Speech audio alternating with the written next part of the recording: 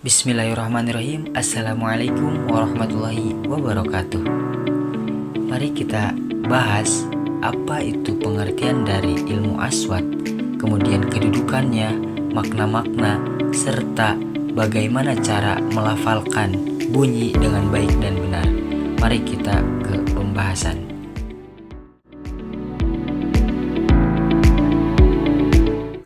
Baik, mahwal aswat. Al-aswat menurut buku Dr. Lina Marlina MAG merupakan cabang dari ilmu linguistik yang mempelajari bunyi-bunyi bahasa, khususnya bagaimana bunyi itu dibentuk, diucapkan, didengar, serta dibedakan satu sama lain. Nah, kata al-aswat ini berasal dari bentuk jamak, yaitu kata sautun yang berarti suara atau bunyi. Dan ada pula menurut Dr.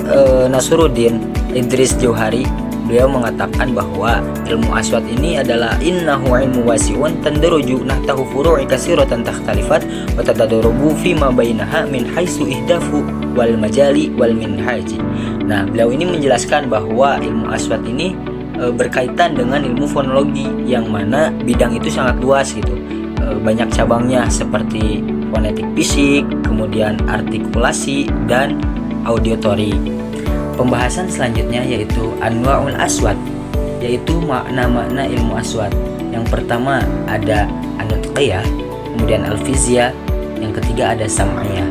Anutqiyah yaitu ilmu yang mempelajari alat bicara untuk menghasilkan bunyi seperti mulut, bibir, kemudian lidah ataupun pita suara supaya menyampaikan sesuatu dengan artikulasinya yang jelas. Kemudian ada alfiziyah, yaitu cabang ini menjelaskan gitu sifat bunyi, bagaimana bunyi itu tinggi ataupun rendah. Nah, kita mengetahui nih bahwasannya ilmu bahasa ini di nada yang rendah ataupun di nada yang tinggi gitu.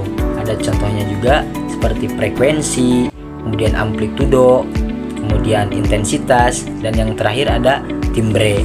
Nah, yang terakhir adalah as-sam'iyah, yang dimana bagaimana dalam hal ini kita dapat mendengarkan ataupun menerima dengan baik gitu, dan kita juga bisa membedakan gitu mana kata do dan mana kata zo begitu. Baik, pembahasan selanjutnya adalah makanatil ilmu aswat, yaitu kedudukannya ilmu aswat. Yang pertama ada ilmu aswat memberikan penjelasan dalam pembelajaran ilmu sorof, yaitu morfologi, yaitu tentang bentuk kata dan juga perubahan bunyinya. Kita akan mengetahui nih bahwasannya bentuk katanya seperti apa, juga perubahan bunyinya seperti apa. Contohnya, ketika kita mengucapkan doroba, yaitu asal katanya dari fi'il madi yang artinya memukul, kemudian kita mengucapkan yadribu yang asal katanya dari fi'il mudhari, dia memukul. Kemudian ada doribun dari kata isim fa'il yang artinya itu pemukul. Nah, kita akan mengetahui nih bahwasannya dari doroba, yadribu, dan doribun itu semuanya berbeda. Kedua yaitu ilmu aswat memberikan keterangan untuk pembelajaran nahwiyah ataupun sintaksis. Nah, ilmu ini kita mengetahui gitu bagaimana susunan antar kata itu bisa diketahui dengan jelas pada suatu kalimat. Contohnya doroba al-tolibu al-kalba. Nah, ketika saya mengucapkan kalbi ataupun al-kalbi, maka kedudukannya tidak jelas. Nah, apabila saya mengucapkannya al-kalba, maka kedudukannya menjadi maf'un bih.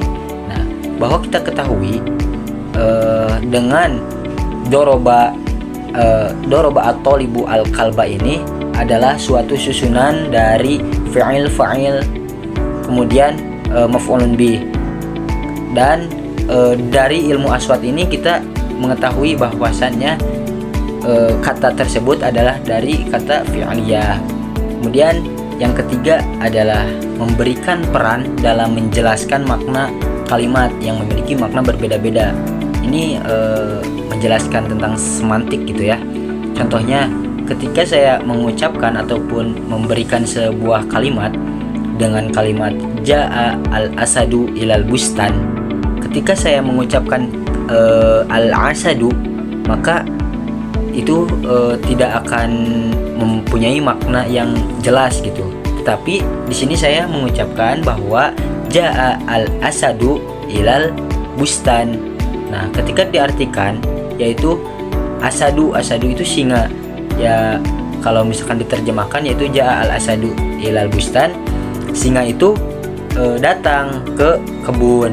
Nah, yang terakhir adalah memberikan penjelasan terhadap kajian leksikologi dan leksikografi dalam ilmu fonologi.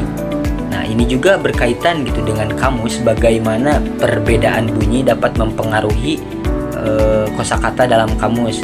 Kita juga dapat mengetahui bahwasannya nanti ketika di kamus ada kata aktif dan juga pasif. Contohnya alima, kata alima ini artinya mengetahui, dan ulima adalah diketahui. Dan dalam kamus pun kata alima ini adalah kata aktif, dan yang ulima itu adalah kata pasif. Baik, pembahasan selanjutnya adalah ahamiyatu ilmi aswat, yaitu pentingnya ilmu aswat. Di sini saya mengutip dengan 4 kategori. Yang pertama ada an-naqiyah, yaitu aspek artikulasi, yang mana mempelajari bagaimana mengucapkan bunyi bahasa yang benar menggunakan alat bicara. Contohnya mulut, kemudian gigi, lidah, ataupun pita suara, dan lain sebagainya. Nah, fungsinya untuk apa? Untuk membedakan makna dari berbagai bahasa.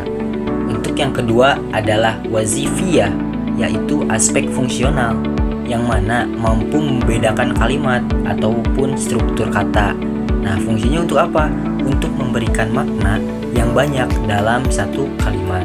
Lanjut, yang ketiga ada lafziyah, yaitu aspek pelafazan, yaitu ini berhubungan gitu dengan cara melafalkan bahasa agar sesuai dengan kaidah-kaidah ataupun fungsi-fungsinya. Nah, ini tuh fungsinya untuk membedakan cara bunyi bacaan gitu. Contohnya kayak so. Nah, kita mengucapkan so, bahwasannya itu adalah tebal sifatnya, dan sa itu tipis. Nah, yang keempat ini adalah ta'limiyah, yaitu aspek edukatif, menunjukkan fungsi pendidikan dari ilmu aswat dalam belajar mengajar bahasa khususnya. Nah, fungsinya untuk apa sih? Nah, untuk memberikan unsur bahasa yang inti. Contohnya, ketika kita mengajarkan kepada murid dengan kata doroba, maka artinya memukul.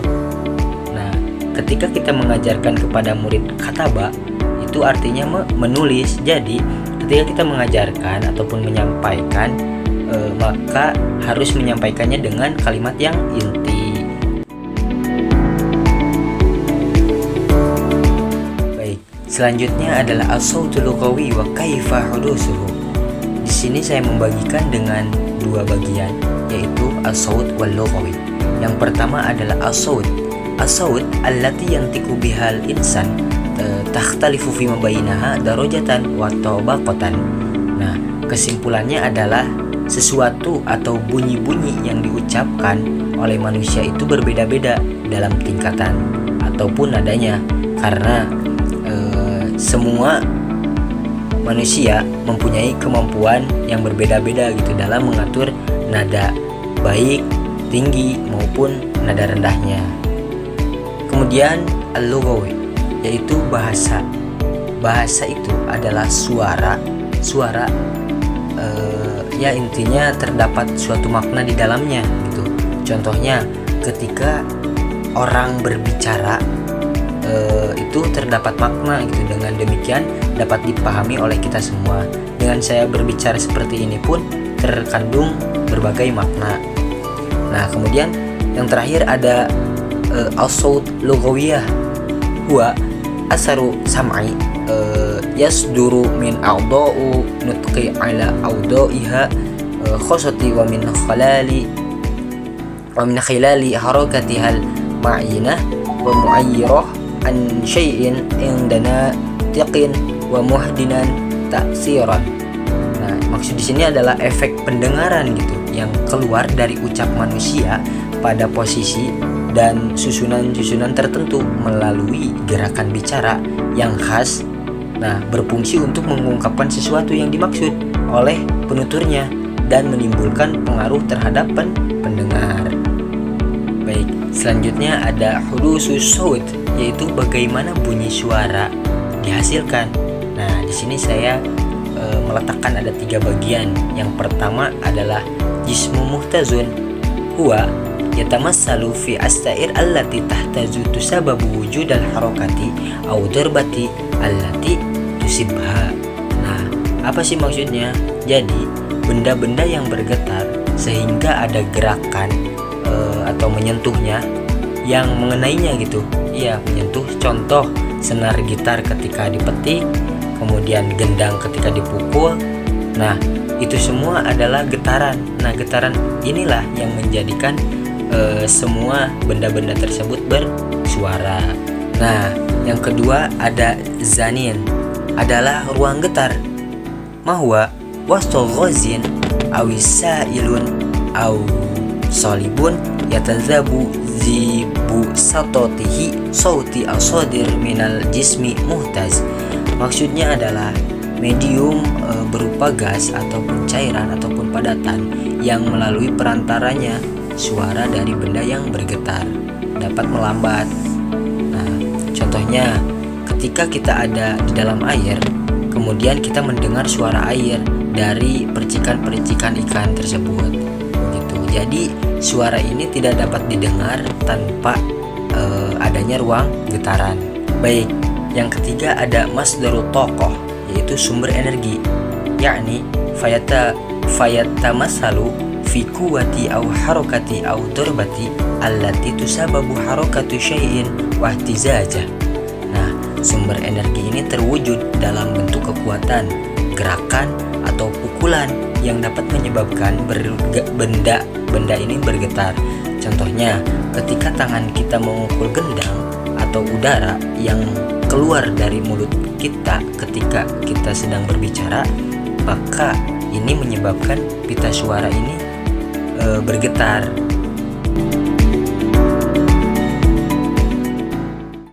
Baik, kita lanjutkan pembahasan berikutnya, yaitu jihazun nutqi wa a'dha'uhu, yaitu alat ucap dan organ-organ manusia. Nah, yang pertama ada ri'atain, yaitu paru-paru. Berfungsi sebagai apa? Sebagai bunyi dalam bahasa Indonesia dan bahasa Arab dihasilkan dari udara yang keluar dari paru-paru. Nah, kemudian yang kedua adalah kisobati hawaiyah, yaitu pipa suara, berfungsi untuk saluran utama keluarnya udara dari paru-paru menuju alat ucap. Kemudian yang ketiga ada al-halq, yaitu tenggorokan, merupakan makhraj dan beberapa bunyi dalam bahasa Arab. Nah, dan ini berfungsi untuk apa? Untuk memengaruhi arus udara yang datang dari paru-paru. Nah, kemudian ada tajwiful fam, yaitu kerongkongan. Titik dengung merupakan bagian yang menguatkan bunyi setelah melewati pita suara di tenggorokan. Selanjutnya ada lisan, yaitu lidah, alat artikulasi utama yang berperan penting dalam pembentukan bunyi bahasa. Selanjutnya ada al-fam, yaitu mulut, sebagai tempat bertemunya udara dengan lidah untuk membentuk berbagai bunyi bahasa.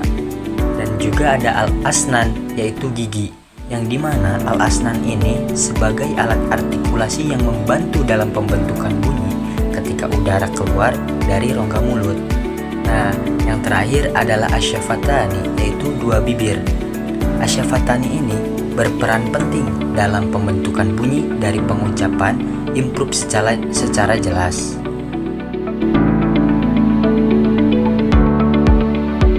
Baik, di sini saya akan melanjutkan, yaitu pembahasan tentang tausifu aswat bihasbi makharijutiha wa sifatiha. Yang pertama ada, di sini saya mengelompokkan al-jawf. Yang pertama ada al-wawu, kemudian ya dan alif. Dan al-wawu ini lima kharaji wa sifatnya adalah bunyi bibir sedang, bersuara, tipis. Kemudian al-ya terdapat pada bunyi langit-langit tengah, kemudian sedang, bersuara, dan tipis. Juga yang terakhir ada al-alif, yaitu bersuara, lembut, tipis, terbuka, juga panjang. Nah, kemudian ada al-halq. Al-halq ini terbagi menjadi dua, ada tenggorokan bagian atas, kemudian ada tenggorokan bagian tengah. Kemudian yang pertama ada al-hamzah, yaitu bunyi tenggorokan bagian atas, letupan, tidak bersuara ataupun tipis. Kemudian al-ha'u, bunyi tenggorokan bagian atas, gesekan, tidak bersuara, kemudian tipis.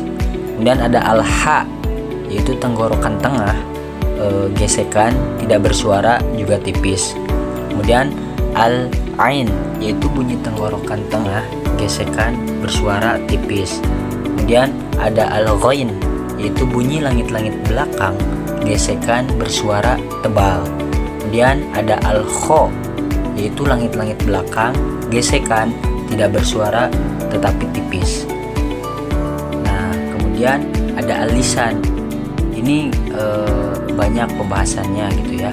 Ada yang pertama al-qaf, yaitu bunyi langit-langit belakang, letupan, bersuara, tebal. Kemudian ada al-kaf, yaitu bunyi langit-langit belakang, letupan, tidak bersuara, tetapi tipis. Kemudian ada al-jim, bunyi langit-langit tengah, campuran, bersuara, tipis. Dan asyin, yaitu bunyi langit-langit tengah, gesekan, tidak bersuara, tapi tipis. Nah, kemudian ada al-ya, yaitu bunyi langit-langit tengah, sedang, bersuara, tipis. Kemudian ada dod, yaitu bunyi sisi lidah dan gusi, letupan, bersuara, tebal. Selanjutnya ada lam, yaitu bunyi sisi lidah atau kanan ataupun kiri, sedang, bersuara, tipis. Selanjutnya ada nun, yaitu bunyi hidung, sedang, bersuara, tipis. Nah, selanjutnya ada ro, yaitu bunyi ujung lidah bergetar, sedang, bersuara, tipis. Kemudian ada ta, yaitu bunyi ujung lidah dan gusi, letupan, tidak bersuara, tipis. Selanjutnya ada dal, bunyi ujung lidah dan gusi, letupan, bersuara, tipis. Kemudian to, yaitu bunyi ujung lidah dan gusi, letupan, bersuara, tebal. Kemudian ada sa, yaitu bunyi pada gigi depan, gesekan, tidak bersuara, tipis. Kemudian zal, yaitu bunyi gigi depan, gesekan, bersuara, tipis. Kemudian ada zo, yaitu bunyi gigi depan, gesekan, bersuara, tapi tebal. Ada sin, yaitu bunyi ujung lidah dan gigi. Selanjutnya ada asyafatani, yaitu dengan al-haraf ada al-fa, yaitu bunyi antara bibir dan gigi ini bergesekan gitu, tidak bersuara, tipis. Nah, kemudian mim, al-mim, bunyi bibir sedang, bersuara, tipis. Kemudian ada al-ba, bunyi bibir letupan, bersuara, tipis. Nah, kemudian yang terakhir ada al-khoyshum, yang artinya itu dari hidung keluarnya. Yang pertama ada an-nun, yaitu bunyi hidung sedang, bersuara, tipis. Kemudian al-mim, bunyi bibir sedang, bersuara, tipis. Mungkin itu saja yang dapat saya sampaikan. Mohon maaf apabila banyak kesalahan. Dan al-akhir fi nihayatil kalimah wa al-ilmu hayatil qulubi wa nurul azhan. Ilmu adalah